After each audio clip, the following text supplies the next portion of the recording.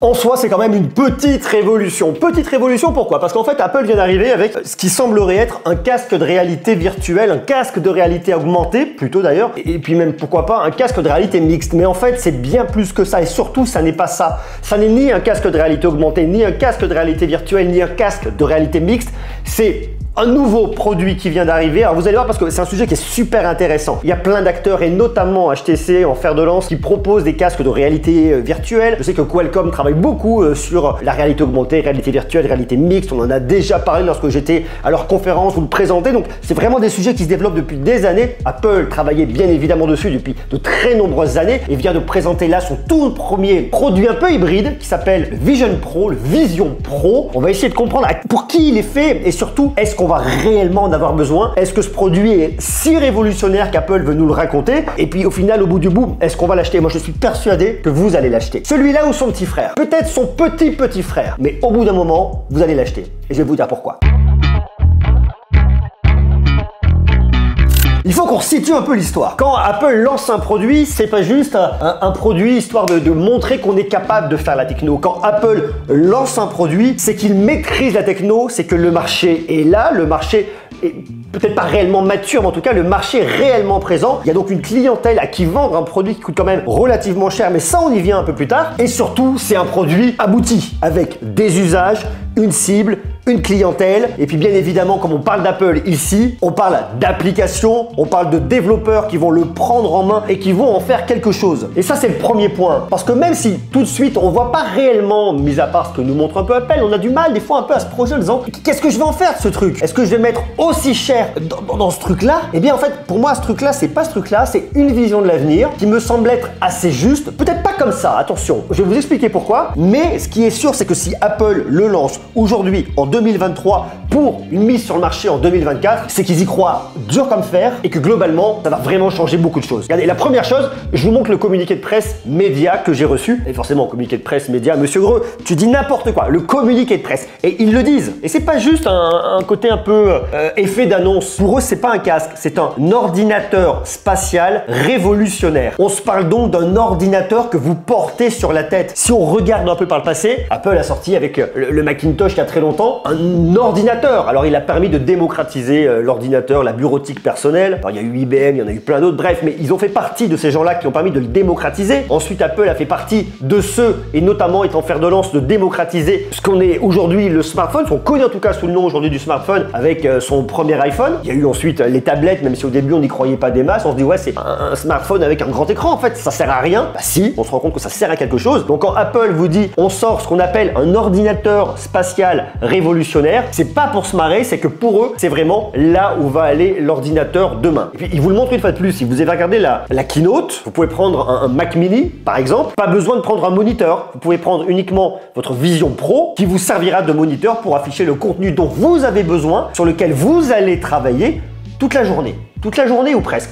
On y revient. Donc ils vous disent qu'ils intègrent de façon fluide les contenus numériques au monde réel, tout en permettant aux utilisateurs d'être présents et connectés aux personnes qui les entourent. On sait que ça c'est vraiment un truc, un fer de lance. Je dis beaucoup fer de lance, j'ai l'impression aujourd'hui. Dites-le moi dans les commentaires si je me répète un peu trop. Des fois je me répète trop, faut que je fasse gaffe. J'écris aucun texte, il n'y a pas de prompteur, vous voyez là c'est la caméra, c'est vous directement moi. Donc bon, il n'y a pas de prompteur, rien n'est écrit. Juste une feuille avec quelques notes bien évidemment parce que je ne vais pas non plus vous raconter n'importe quoi. La vision de Tim Cook, c'est plus la réalité mixte, en partant surtout d'un usage de réalité augmentée. Il ne croit pas nécessairement beaucoup à la réalité virtuelle qui enferme davantage. Pour lui, un produit comme ce qu'ils ont présenté avec le Vision Pro doit permettre de s'ouvrir au monde et de communiquer avec le monde et pas de s'enfermer dans sa petite coquille, dans sa petite bulle. C'est pas l'idée. Je vais pas vous lire le communiqué de presse, il est là, si vous voulez lire, vous mettez une pause, vous le regardez, mais c'est surtout les usages, ce qu'on va venir en faire. Pour eux, c'est de nouvelles expériences qui vont s'ouvrir. Ils vous le montrent très clairement. Si vous allez sur le site d'Apple, ils vous montrent quelques usages, quelques vidéos. Hop là, regardez, notamment, vous voyez là, la personne est posée ici, on voit un peu les yeux, regardez. Puisqu'on voit un peu les yeux, ça veut dire qu'il n'est pas fermé, on est sur de la réalité mixte. Ça veut dire qu'on va superposer ce qu'on voit au monde réel. Donc on est sur de la réalité augmentée. Bon, plus que de la réalité mixte. Réalité mixte, c'est la combinaison de réalité virtuelle et de réalité augmentée. On fait défiler. Qu'est-ce qu'on voit? Déjà, c'est le premier truc que veut vous montrer Apple, c'est qu'on vient le piloter non pas avec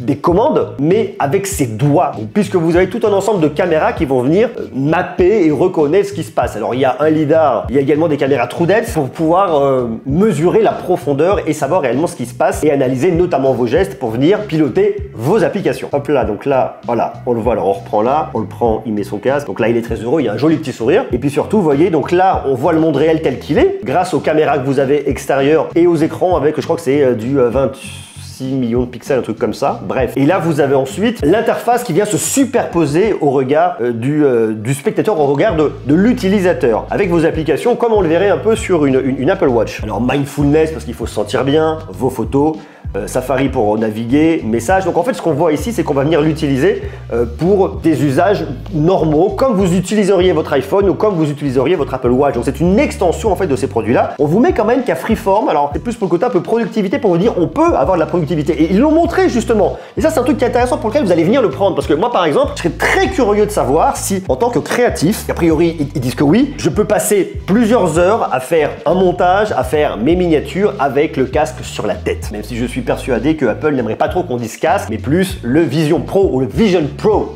À vous de voir. Imaginez, je sais pas, j'ai mon casque sur la tronche comme ça, et grâce à un clavier sans fil et grâce à une souris sans fil, eh bien, je peux en même temps éditer ma vidéo directement comme ça, en bougeant la tête, en voyant mes messages là, en ayant des rushs là, pourquoi pas, j'en sais rien, et tout ça en étant dans mon univers, dans ma pièce, et en n'étant pas enfermé. Donc l'idée, elle est plutôt cool, mais une fois de plus, est-ce que je vais réussir à le tenir longtemps sur la tronche? Alors, une fois de plus, ça me fait penser vraiment aux AirPods Max, le casque d'Apple. Quand ils l'ont sorti, on dit, oulala, il est un peu gros, il est un peu plus lourd que le reste des autres casques disponible sur le marché, mais pour autant, lorsque je l'ai essayé et je l'utilise énormément, eh bien il est extrêmement confortable avec ce tissu mèche. Donc, ils vous ont montré toute la fabrication qu'on peut venir retrouver là directement. Attendez, j'essaye de le retrouver.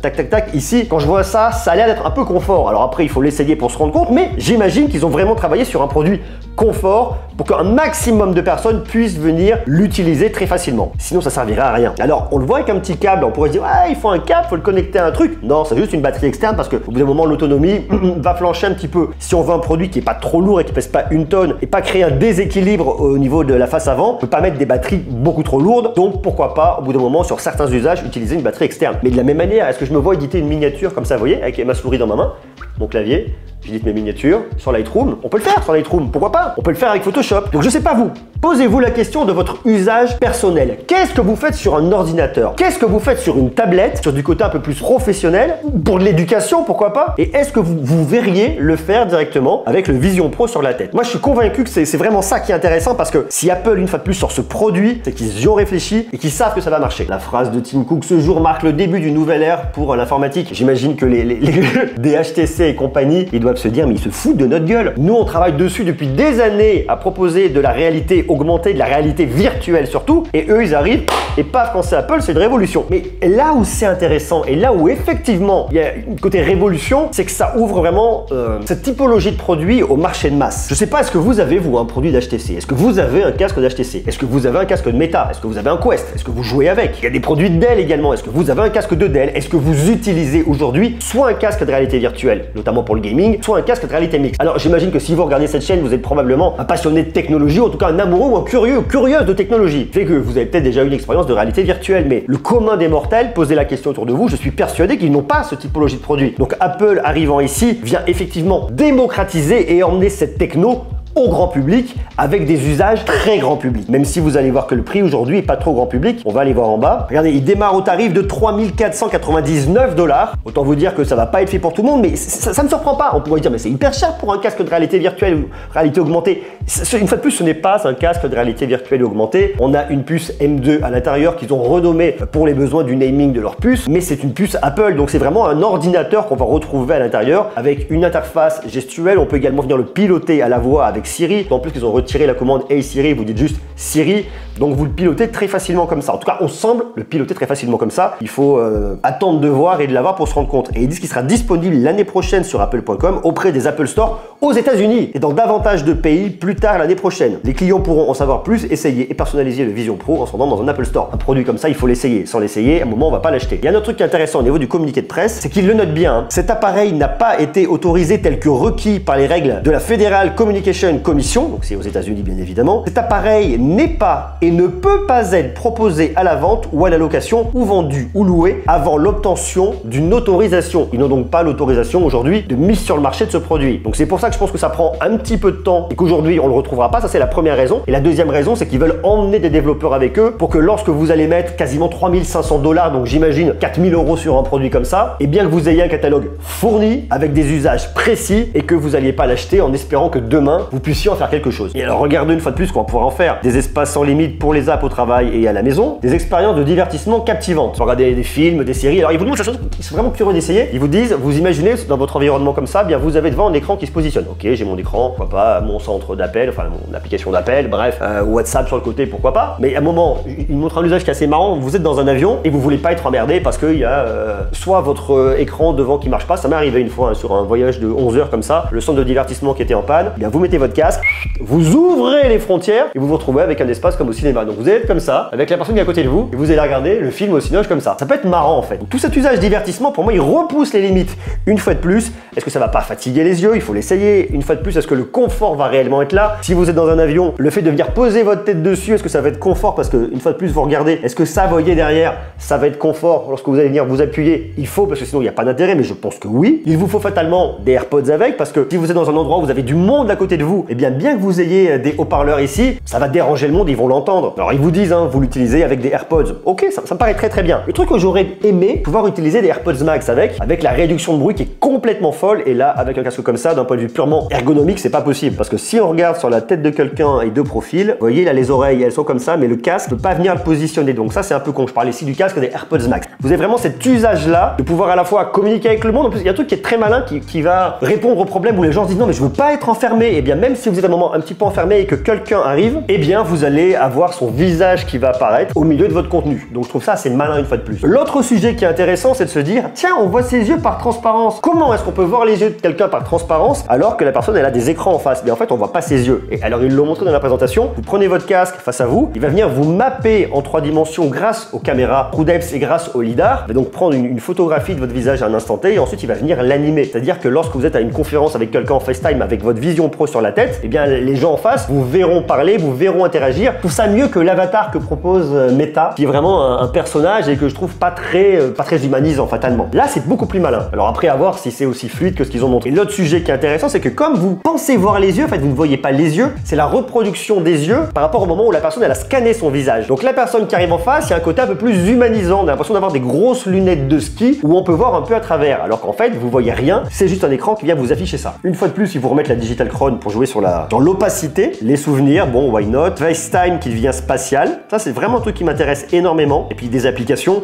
Ils ont fait parler le CEO de Disney pour Disney+, avec des expériences qui ont l'air absolument dingues et immersives. Donc ça, j'ai vraiment hâte de le tester. Alors bien évidemment, ils ont nommé l'OS, comme il y a macOS, iOS, iPadOS, il y a Vision OS. Après, ils vous le mettent d'un point de vue purement technologique, une puce Apple, des écrans micro OLED avec 23 millions de pixels dans 2 écrans, pour chacun de la taille d'un timbre-poste. Ils ont travaillé également avec Zeiss pour les optiques. Et ce qui est génial, c'est que pour les personnes qui sont notamment atteintes de myopie, eh bien, vous allez pouvoir avoir des optiques spécialisées adaptées à votre vue pour pouvoir consulter le casque, parce que bien évidemment on va pas mettre ses lunettes sinon ça marche plus. Donc un casque qui est à la fois un iPhone, un iPad, une télé, une Apple télé, un Mac également. Alors moi il y a plusieurs avantages qui semblent se détacher de ce produit. Déjà il a l'air d'être assez confort. Ça globalement, quand on voit les images, on se dit que c'est confort et on a envie de le mettre sur la tête. J'ai vraiment envie de l'essayer. Ensuite, sans fil, sauf la petite batterie externe. Ça, c'est aussi un point très important en termes d'avantage. Troisième avantage, le fait de le piloter comme ça directement avec les mouvements de vos mains sans rien dedans et à la voix grâce à Siri. Clavier et souris sans fil pour venir travailler sur de la productivité, ça c'est intéressant également. Puis comme vous voyez votre pièce, vous baissez les yeux, vous avez votre clavier, votre souris, vous avez votre affichage devant vous. Mais je vois aussi pas mal de petites limites. Je me demande parce qu'ils vous disent, ok, on a 12 millisecondes d'écart entre ce que vont filmer les caméras, c'est-à-dire votre environnement, et ce que vous allez voir. Et c'est souvent ça qui crée ce qu'on appelle le motion sickness, c'est-à-dire c'est un effet un peu de nausée. Et moi, lorsque j'utilise un casque de réalité virtuelle, ou même de réalité augmentée, à un moment j'ai la nausée, je suis pas très bien, je suis pas confort, je commence à transpirer, je je me sens pas bien, il me faut un bon moment pour commencer à être mieux. Là, a priori, avec ces 12 millisecondes, ils ont réussi à solutionner ce problème de motion sickness. Donc ça, j'ai vraiment envie de voir si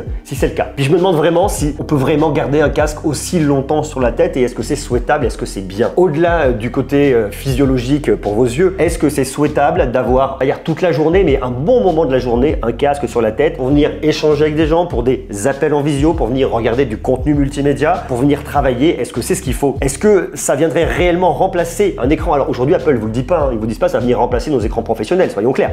C'est pas le but. Mais malgré tout, ils nous montrent quand même des gens qui travaillent avec, ils nous montrent quand même des gens qui regardent du contenu avec, ils nous montrent des gens qui font des appels avec, ils nous montrent des gens qui captent des souvenirs et qui les regardent avec. L'idée, c'est quand même de l'utiliser au maximum, dans un maximum de temps. Combien de temps, en réalité, puis-je le supporter sur la tête, d'un point de vue physique? Et de deux, est-ce que d'un point de vue plus philosophique, c'est souhaitable d'avoir un casque sur la tête assez longtemps dans la journée? Et ce, bien évidemment, sur plusieurs jours. Vous voyez, ça soulève plein de questions. Alors, je pense qu'aujourd'hui, il y a encore un peu de travail peut-être de la part d'Apple. Alors, pas au niveau de la conception parce qu'il semble être plutôt bien fini, mais il va falloir développer davantage de choses à mon avis, emmener plus de développeurs pour que le produit soit hyper accessible pour tout le monde, pour tout un chacun. Moi, en tout cas, je suis plutôt hypé. Je pense que vous allez l'acheter. Et je vous le dis une fois de plus, pas forcément le Vision Pro version 1, parce que je reste persuadé que l'avenir du smartphone, l'avenir de la technologie passe par la miniaturisation et par le fait de se libérer les mains. Donc un smartphone, c'est bien, mais c'est une contrainte. On n'a pas envie de toujours avoir un truc à la main. Si par exemple je me déplace dans la rue, j'ai pas envie d'avoir mon smartphone pour regarder comme ça où est-ce que je dois aller. Alors je peux le faire avec mes écouteurs, ouais, mais des fois c'est bien d'avoir une flèche qui vous indique à droite à gauche, c'est assez visuel, c'est pratique. Donc le fait d'avoir un casque, ça me paraît bien. Je préférerais avoir des lunettes plus qu'un casque, mais j'imagine que c'est là où on va tendre. Il y a aujourd'hui des problématiques physiques au niveau des produits. On peut pas faire tout tenir dans un produit plus miniaturisé, mais une fois de plus, c'est la V1. Regardez le premier iPhone, regardez là où on en est aujourd'hui. Alors c'est l'inverse, c'est petit, on augmente parce qu'on veut augmenter les tailles des écrans, mais là ça va être l'inverse. On a un produit qui va être un peu encombrant au début, bien que peut-être très confortable, mais qui devrait se miniaturiser à l'avenir en étant pratique, simple, qu'on peut emmener partout avec soi. C'est en tout cas la promesse que tend à faire ce produit, les mains libres. On l'utilise tout le temps, en permanence, facilement. Donc c'est une nouvelle ère qui s'ouvre effectivement. Là, je suis totalement d'accord avec ce que nous dit Apple. C'est l'ère de l'informatique, les mains libres, tout sur la tronche. Et alors après, on peut imaginer d'autres produits. Peut-être que pour un côté plus informatique, on prendrait un casque, mais pour un produit uniquement extension, j'en sais rien, ou de smartphone, c'est un peu con, mais remplacement de smartphone, on aurait des lunettes. Peut-être, allez savoir, j'en sais rien. Qu'est-ce que vous en pensez, vous? Est-ce que pour vous, le Vision Pro ouvre effectivement la voie à autre chose? Est-ce que c'est, comme le dit Tim Cook, un ordinateur spatial révolutionnaire? Est-ce que c'est ça, selon vous? Dites-le moi dans les commentaires. Est-ce que vous pourriez être intéressé au-delà du prix? Bien évidemment, aujourd'hui, Apple, c'est très cher un ordinateur. Ça vaut à peu près ce prix-là. Donc bon, c'est pas déconnant par rapport au prix d'un MacBook Pro. Ça me surprend pas du tout. C'est un produit en plus qui est neuf et qui est innovant. Il va falloir un petit peu rentabiliser tout ça, tout le travail qui a été fait derrière, la R&D, les brevets et compagnie. Bref, normal. Donc 3400 $, pardon, j'imagine un peu moins, peut-être 4000 €, voire 4200 €, allez savoir peut-être. Ça me paraît pas déconnant. C'est cher, mais c'est pas déconnant pour ce produit-là. Mais est-ce que pour vous, c'est l'avenir? Est-ce que ça va venir gommer certaines choses, peut-être supprimer quelques usages qu'on a avec une tablette? Est-ce que ça va pas supprimer les iPads? Est-ce que ça va pas venir à terme supprimer un Mac ou en tout cas faire que, eh bien, on aura juste un clavier, une souris et puis pas d'écran? Je sais pas. Dites-moi ce que vous en pensez dans les commentaires et est-ce que vous pourriez l'acheter? On en reparlera. On en reparlera en tout cas en 2024, ça c'est sûr. Peut-être cette année. Allez savoir. Dites-moi ce que vous en pensez dans les commentaires et on se retrouve très bientôt pour continuer à parler de tech. Je vous embrasse. Bisous, ciao.